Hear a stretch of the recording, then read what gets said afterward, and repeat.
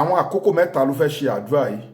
Àìdá kó máa ṣe àdúrà yìí lẹ́yìn ìgbà tó bá kásùbà tán, àbí kó máa ṣe àdúrà yìí lẹ́yìn ìgbà tó bá kí ìṣá ìtàn, àbí kó máa ṣe àdúrà yìí ní every ọjọ́ Jímọ̀ tó bá kírun aago 4 tán.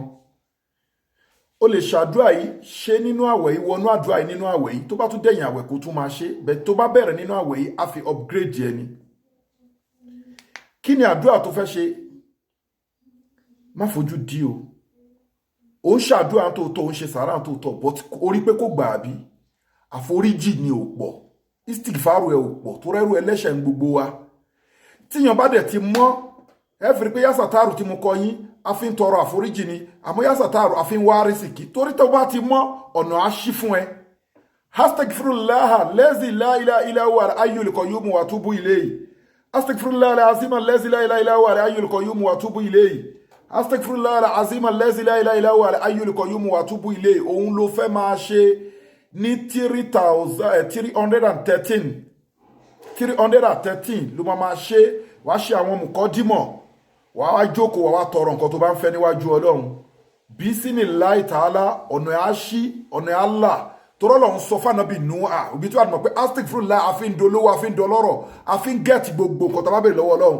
Ọlọ́run bá ní fakulitu bàtà ista azati wal basmala, fakulitu istighfiru rabbakum innahu kana ghaffara. Yursili samaha alaykum midraran wa yumdidukum bi amwalin wa banina wa yaj'al lakum jannati wa yaj'al lakum anhara.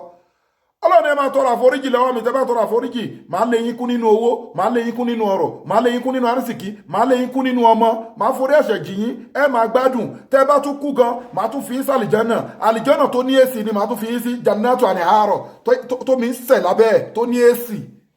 Ṣé o ti rí pé sìkìfàrù o lè fi tú ìdí ayé, o lè fi tú ìdí àìní, o lè fi tú ìdí poverty dànù. Àmọ́ àwọn èèyàn ò mọ̀, a lọ máa ṣe yá Latifu, a lọ máa ṣe yá Fatahu. A ní fọ́ra ẹ mọ́ ná kọ́kọ́ tọrọ àforíjì. So, astaghfirullah al-azim allazi la ilaha illa huwa al-hayyul qayyum wa atubu ilayhi 313 ni kó lọ máa ṣe, kó dẹ̀ ṣe pẹ̀lú sàárà, kó dẹ̀ fi fídíò ìránṣẹ́ sáwọn èèyàn. Bẹ̀rẹ̀ nínú àwẹ̀ yìí, ibi táwẹ̀ dé yìí, wá bẹ̀rẹ̀. Wàá rí pé lẹ́sẹ̀ kan náà ni o lè ṣe lọ́jọ́ méje, o lè ṣe lọ́jọ́ mẹ́ta, o lè ṣe lọ́jọ́ mẹ́wàá, o lè ṣe bu ọjọ́ fún, kó dẹ̀ máa ṣe sàárà ẹ̀, kó dẹ̀ fi nǹkan tó bá lágbára sákàǹtì àwọn ọmọ aláìní, kó dẹ̀ share fídíò yìí. Account number ní fáwọn ọmọ aláìní 0123214254. Account number fáwọn aláìní 0123214254. Global Dahiratu Dhikrlahi Islamic Organization, Wema Bank of Nigeria. Gbogbo ẹni tẹ́ fi Hajj àti Umurah tẹ́ fi ń ṣe sàárà ìgbégbá Global Dahiratu Dhikrlahi Islamic Organization, small but mighty. Ẹ WhatsApp wa lórí +27612956389.